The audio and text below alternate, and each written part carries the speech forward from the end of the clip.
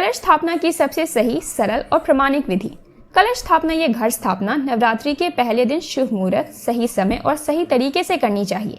आइए जानें कैसे करें कलश स्थापना।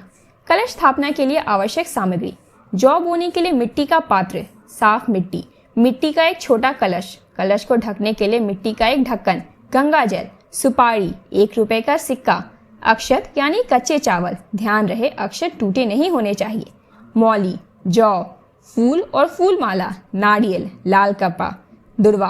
कलश स्थापना विधि। नवरात्रि में कलश स्थापना देवी देवताओं के आवाहन से पूर्व की जाती है। कलश स्थापना करने से पूर्व आपको कलश को तैयार करना होगा, जिसकी संपूर्ण विधि इस प्रकार है।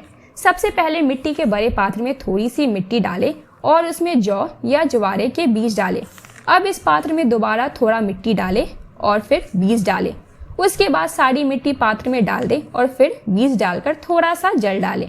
ध्यान रहे इन बीजों को पात्र में इस तरह से लगाएं कि उगने पर ये ऊपर की तरफ उगे, यानी बीजों को खड़ी अवस्था में लगाएं और ऊपर वाली लेयर में बीज अवश्य डालें। अब कलश और उस पात्र की गर्दन पर मौली बांध दें, साथ ही तिलक भी लगाएं। इसके बाद कलश में गंगा जल भर दें।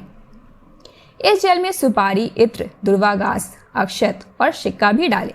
अब इस कलश के किनारे पर 5 अशोक के या आम के पत्ते लगाएं और स्वास्तिक बनाएं और कलश को ढक्कन से ढक दें। अब एक नारियल लें और उसे लाल कपड़े या लाल चुन्नी में लपेट लें। चुन्नी के साथ इसमें कुछ पैसे भी रखें। इसके बाद इस नारियल और चुन्नी को रक्षा सूत्र में बांध दें।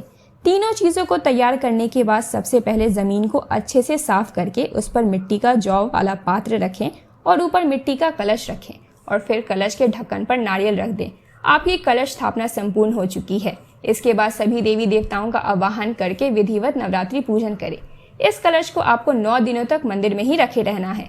बस ध्यान रहे सुबह शाम आवश्यकता अनुसार मिट्टी में पानी डालते रहें। जय माँ दुर्गा।